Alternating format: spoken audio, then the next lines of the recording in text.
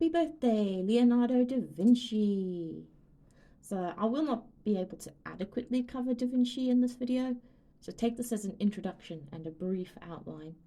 I adore Da Vinci, and I often wonder what he would have achieved if he was born in our time. But he also invented a lot of things that we use today, so who knows where we'd be without Da Vinci.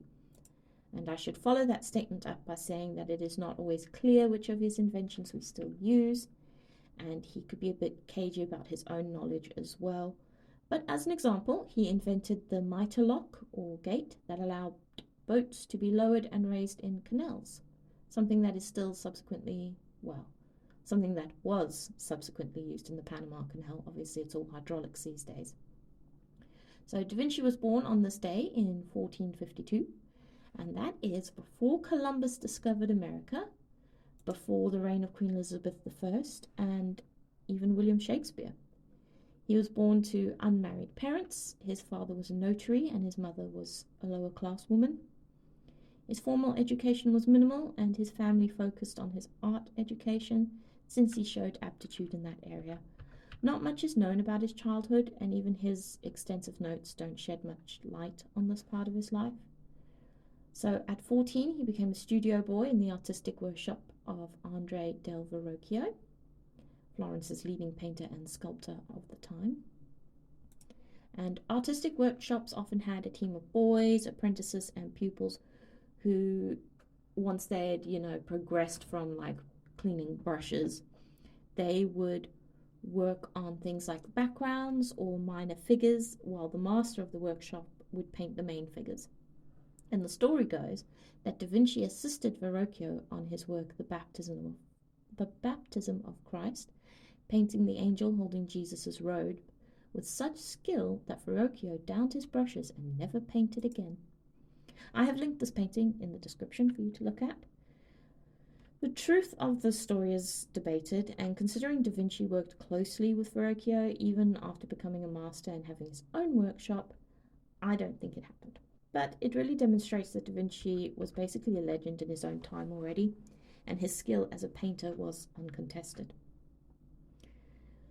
And while he is an unparalleled painter, his catalogue is actually not that extensive, so some of his paintings have been lost, and he actually abandoned quite a few projects.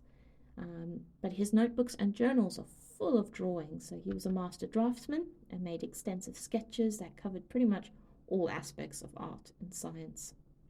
Da Vinci believed that these two things were intertwined and informed one another. He delved into civil engineering, chemistry, geology, geometry, hydrodynamics, mathematics, mechanical engineering, optics, physics, pyrotechnics, and zoology. He designed machines of war as well, and he advanced the field of anatomy with his studies. His understanding and knowledge was advanced for the time period. He had an idea of how tectonic plates worked, to explain the presence of things like seashells in the strata of rocks. He was sometimes held back by the established ideas of the time. So he correctly worked out how heart valves control the flow of blood, but he didn't understand circulation, and he believed that blood was pumped into the muscles where it was used up. And, his understanding of female anatomy was a bit inaccurate, but that could have been because female cadavers were not as freely available as male ones. I have linked his drawing of the cardiovascular system and principal organs of a woman, simply because it reminds me of, Geiger. And I want to share works by Da Vinci that aren't the Mona Lisa, which is not one of my favourite works, or The Last Supper, which is an absolute masterpiece. One of my favourite things about Da Vinci is that all his journals and notes were written in mirror script, so sort of back to front, you'd have to hold them up to a mirror to read them the correct way.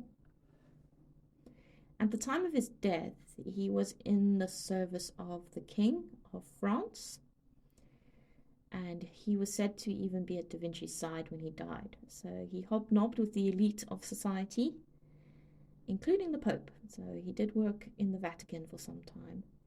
But not much is known of his personal life. He was close with two of his pupils, Salai and Melzi, and he had many friends, but he never married and had children.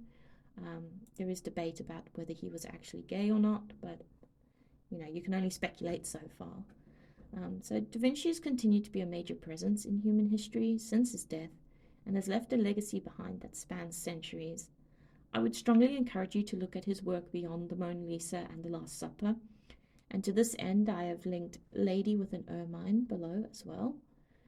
There is just so much more to be said about Da Vinci and his ideas. I haven't even touched on his obsession with flying and the flying machines he devised, which people have built based on his drawings, but they haven't really got them to work.